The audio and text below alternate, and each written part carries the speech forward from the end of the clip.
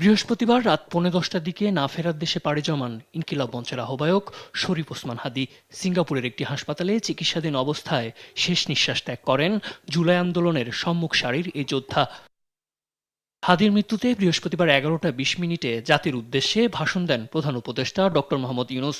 এ সময় হাদীর মৃত্যুতে গভীর শোক ও দুঃখ প্রকাশ করেন তিনি। শরীফ ওসমান হাদীর এই অকাল মৃত্যুতে আমি গভীর শোক ও দুঃখ প্রকাশ করছি। শরীফ ওসমান হাদীর অকাল মৃত্যুতে শনিবার একদিনের রাষ্ট্রীয় শোক ঘোষণা করে প্রধান উপদেষ্টা আরও বলেন, ওসমান হাদীর স্ত্রী ও একমাত্র সন্তানের দায়িত্ব গ্রহণ করবে সরকার।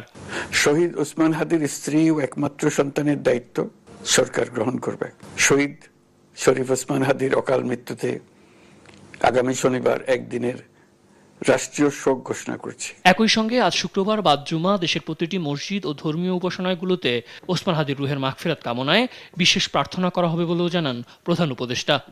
আগামীকাল শুক্রবার বাদ জুমা দেশের প্রতিটি মসজিদে শহীদ ওসমান হাদীর রুহের মাগফিরাত কামনায় বিশেষ দোয়া ও মোনাজাতের আয়োজন করা হবে। শোকের মুহূর্তে ওসমান হাদীর আদর্শ ও ত্যাগকে শক্তিতে পরিণত করে গুজবে কান্না দিয়ে সব ধরনের হঠকারী সিদ্ধান্ত থেকে বিরত থাকার আহ্বান জানান উপদেষ্টা। দেশের সকল নাগরিকের প্রতি আন্তরিক আহ্বান জানাচ্ছি, আপনারা ধৈর্য ও সংযম বজায় রাখুন। এই নৃশংস হত্যাকাণ্ডে কোনো ধরনের শৈথিল্য দেখানো হবে না জানিয়ে এর সঙ্গে জড়িত সব অপরাধীকে দ্রুত আইনের আওতায় এনে সর্বোচ্চ শাস্তি নিশ্চিত করার আশ্বাসও দেন প্রধান উপদেষ্টা।